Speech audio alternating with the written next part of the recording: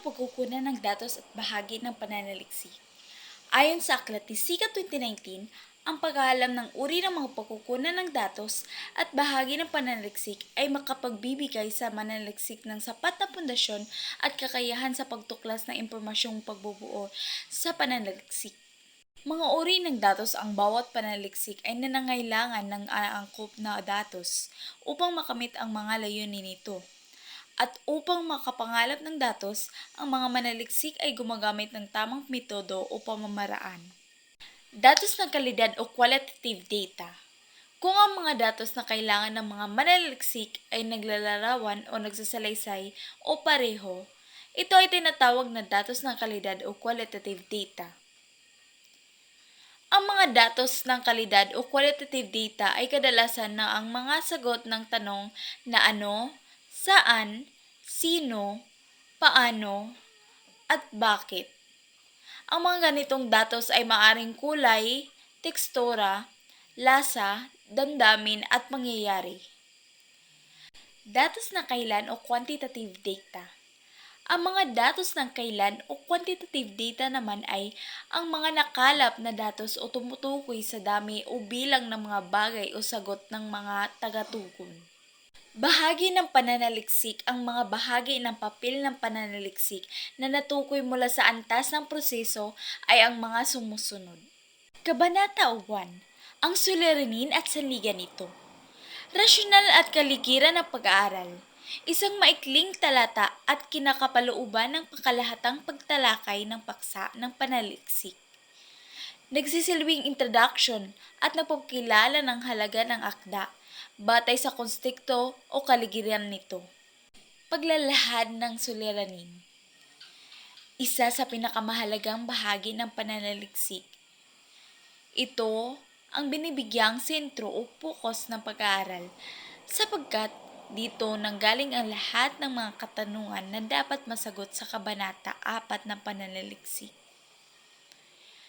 Ito ang pagbibigay ng deskripsyon sa isang issue na kasalukuyang nangyari na dapat matugunan sa pamamagitan ng pananaliksik.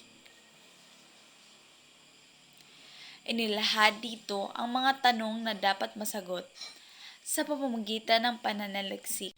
Ang katanungang ilalahad ay nararapat sa masagutang lahat ayon sa pagkakasunod-sunod nito.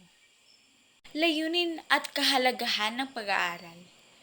Inilahad dito ang pangkalahatang layunin, dahilan, kahalagahan kung bakit isinasagawa ang pag-aaral.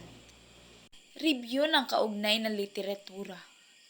Sa bahaging ito, tinutukoy ang mga pag-aaral at mga babasahin o literaturang kaugnay na paksa ng pananaliksik.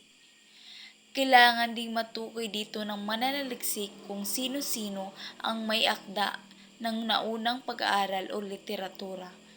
Disenyo ng pananaliksik na ginagamit, mga layunin at resulta ng pag-aaral. Theoretical na gabay at konseptual na balangkas. Ang theoretical na gabay ay may teoryang nabuo na nagsisilbing gabay o batayan upang mapagtibay ang isang pananaliksik.